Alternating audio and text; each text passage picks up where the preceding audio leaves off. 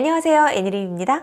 제가 댓글을 보다 보면요, 외국인 아이니 중에 제 영상을 보면서 한국어를 연습하고 공부하고 있다는 분들이 종종 계세요. 한국어를 이렇게 많은 분들이 공부하고 연습하고 있다는 게 되게 고맙고 기분이 좋더라고요. 그래서 외국인 아이니 분들을 위해서 영상을 한번 만들어 봐야겠다라는 생각이 들었는데요. 우리가 외국어를 배울 때 어느 정도 기본기를 다지고 나서부터는 원어민이 이렇게 네이티브하게 말하는 거 굉장히 듣기 좋아하잖아요. 인정? 이렇게 원어민 같이 말하고 싶잖아요. 근데 저는 이제 한국어 원어민이잖아요. 그래서 오늘은 외국인 아이니를 위해서 한국어로 한국어를 얘기해 볼까요? 네, 방탄소년단의 한국어를 들어볼 건데요. 방탄소년단 7명의 멤버 가운데 진 씨와 RM 씨는 어릴 때부터 거의 표준어를 쓰는 지역에서 자랐죠. 네, 그리고 슈가, 제이홉, 지민비, 정국, 네, 이 5명은 사투리가 좀 뚜렷한 지역에서 자랐죠. 네, 그런데 이제 공식 석상에서나 방송에서는 주로 표준어 위주로 구사하기 때문에 그렇게 사투리 느낌이 강하게 나지는 않아요. 여기 보시면은 저는 요거 나는 요거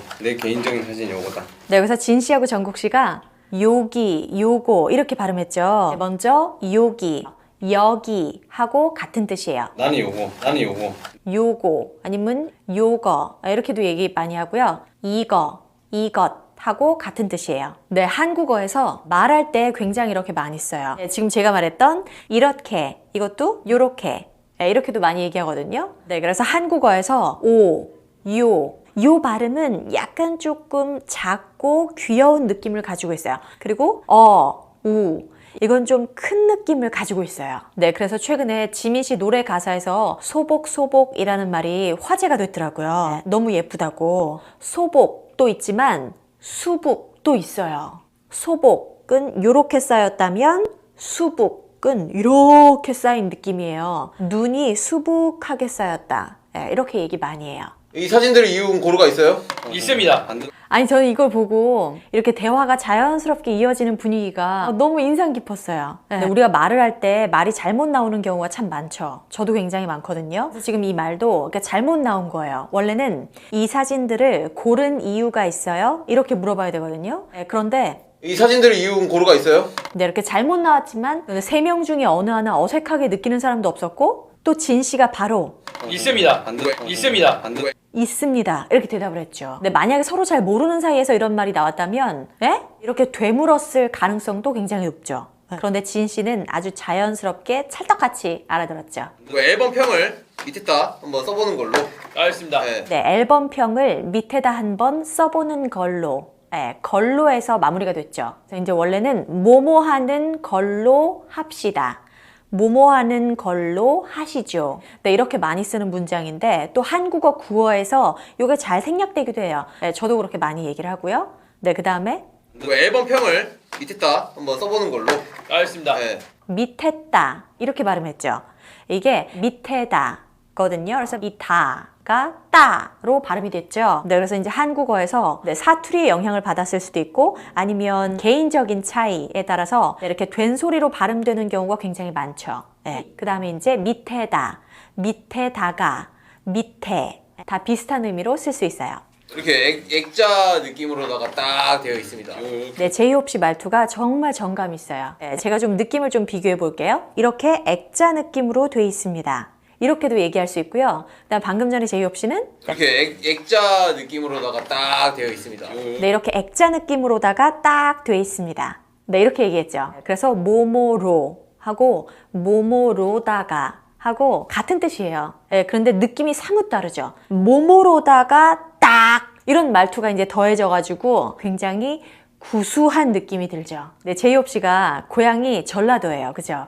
그래서 이제 그런 말투가 조금 묻어나고 제이홉 씨가 정이 굉장히 많은 사람이라는 게 이 말투에서도 물씬 느껴지죠. 이거 누가 찍었어요?